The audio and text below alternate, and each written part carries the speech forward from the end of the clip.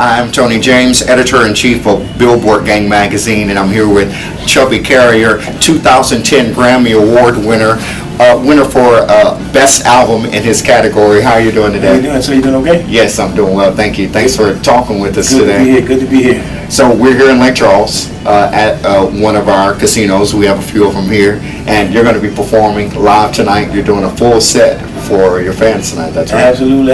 Tonight is the night. We got a Chubby Carrier show because there ain't no party like a Chubby party. That's what I hear. One of my friends is in your band, and he says it's always amazing. Like your shows, like everyone's dancing, everyone's into it, partying, moving around. Yeah, and most part it's music for the people. Yeah. I'm talking about the older people, the younger people. Yeah. It's family oriented, Yeah. And that's what my music captures. And I like it because I like to entertain people. My music is for the people. That's all good. families. Everybody's invited. So how long have you been doing this? How long have you been an entertainer? Professional, 27 years. Okay. Wow. Total about 35. I started really young. Yeah, okay. And I played with my daddy and my granddaddy.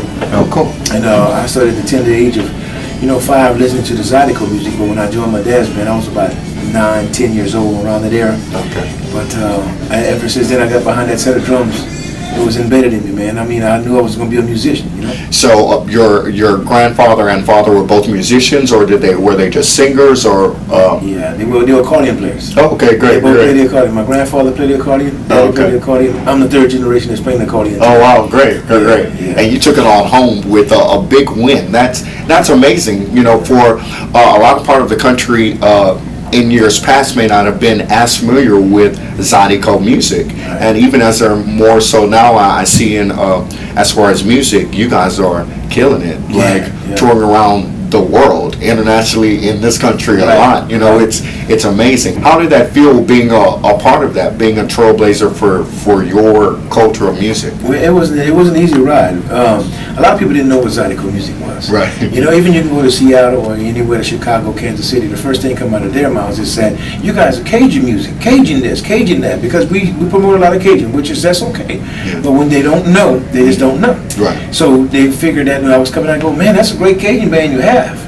But I had to spend time to kind of educate them on the difference between Zydeco and Cajun music. Right. And I said, when y'all hearing Zydeco music, you're going to hear more of R&B, blues, soul, and rock and roll. Right. You will hear Cajun, you hear more of a two-step, a lot of waltzes, a lot of jitterbug sounding songs, But a lot of it came together when I started touring. I told Dad, I said, I was so interested into just getting people knowing about the music. And then when I started touring, like I said, it wasn't the easiest thing. I had to tour the blues circuit. Oh, okay. So I did the blues circuit, and I kind of said, okay, Zydeco is a mixture of blues, R&B, soul, rock and roll. Yeah. Because when rock and roll and blues had a baby, it was Zydeco.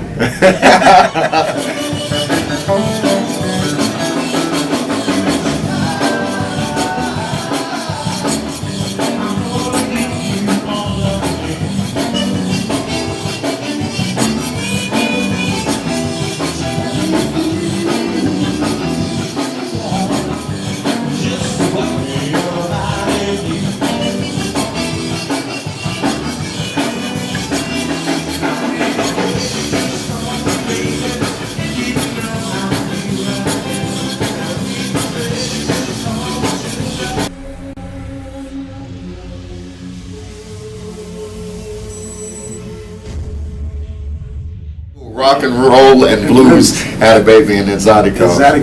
Well, one thing that's unique about the music, it's indigenous to Louisiana. If others who are watching this don't know that, and sometimes in some parts of Louisiana, there are people that speak patois, Cajun French. Do you do any music in that language, or do you do just an all English? In Creole French, I sing some songs in Creole French. Mm-hmm. My grandmother was from Haiti.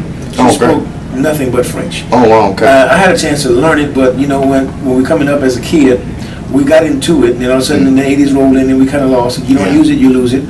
But the songs that I play and I sing in French is all Creole French. I learned that from my grandfather, my father, and Clifton Chenier. Okay. So the music that I'm playing today is not all in French. Back in the day, it was a lot of it in French. But I understand some of it. I don't speak it fluently. I understand some terms. Sometimes I ask my dad, I said, man, what I'm singing about, I don't want to get up and start singing about my wife and that I don't have a wife, or a woman that left me, you know. But it's in the families, in the heritage, in the tradition, and it's in the culture. Right. So we try to keep that tradition. How important is that for you, keeping the culture and the tradition of Zydeco music alive? It's very important. Very important. I mean, I got to say, because when I was coming up, we had it everywhere. Zydeco music was everywhere. As a matter of fact, you know, Mr. Buzu Chavis was doing the same thing in the 50s and 60s. Right. And in the 70s, he had to give up because he had a big family. Right. And he couldn't continue his Zydeco weekends like he was doing. But he came back strong in the early 80s. Okay. Because to him, I think in his heart and soul, he felt that, you know, I can't lose my culture. I can't lose my tradition. I got to keep my heritage going. Right. And that's like me. That's so important. And I promote it every day. And I go to I got a little program it's called Zydeco from A to Z. It's an educational program for kids in the summer. Oh, that's great. When I I go out and I have summer programs and I let the kids, let them know how important it is to keep our culture and our heritage and our tradition alive. Right. It means a lot to me, so that's why I'm out there promoting it, talking to kids and going into schools and letting them know about the history of your grandfather and your grandmother. Right, right. You know? How has their response been to you talking to them about music, about the heritage of, you know, Louisiana has such of reach in all genres of music. What has their response been? It's like, oh wow, I didn't know that. Yeah. I didn't know that. My grandfather played. Yes, right. Your grandfather used to play this music. Right. Your grandmother was playing this music. Right. You know. But when they don't know it, what the kids today hear and see on TV, thinking that's their tradition. Yeah. But you see, back in the day, we never had all that. We had families that came together and played music together. Right. We don't have that no more. I mean, look like we done. Time done caught up with us. Right. It's like we got to be so busy that we don't have time to sit with the families and play the music and understand the music and talk about the music. There's always on the go. You know, there's always on the go. It's like, for me, after I won the Grammy, I said, you know, I'm going to pull the reins back. Right. Because I'm going back into schools and going back and talking to kids and going to invite them to come and play an instrument. Right. You know, they're not getting it in the household. Why? We don't play instruments. We play Xbox or PlayStation. I'm like, wow. So that's what it becomes to them. Yeah. Yeah. So I'm trying to get them to encourage them, you know, to be able to play an instrument and come over to the house and play drums, guitar, pick up an instrument. That's good. That's exciting. I mean, growing up, I mean, music was around. If there wasn't anything else around, music was around, and it can really impact a young person's life. And it's good to have that. I'm glad to hear that. I'm excited that you're doing things like that in the community. Our first issue, the January issue, we're going to be talking about health and taking care of yourself physically, mentally, spiritually, emotionally, all of that stuff. Now, you're on the road a lot. Yeah. Now, how do you do that? Where do you find your, you know, woosah, I'm going to relax and chill out and put it together? If you've seen the bus with the Pittsburgh Steelers, he said, I won the championship in the bus stop here. So after I went out for those many years touring that heavenly, I won the Grammy, and that's when I pulled back the reins and I said, you know what? I've been there, done that. I think the bus on the bus that's go round and round, it's gonna slow down. So yeah, you gotta discipline yourself. You gotta say that's it. Discipline. That's yes, great. you have to. And so I decided I'm gonna pull back, and that's why I get to spend time with my family, in my community, and with the kids, because you know I did it, and I won the Grammy in 2010.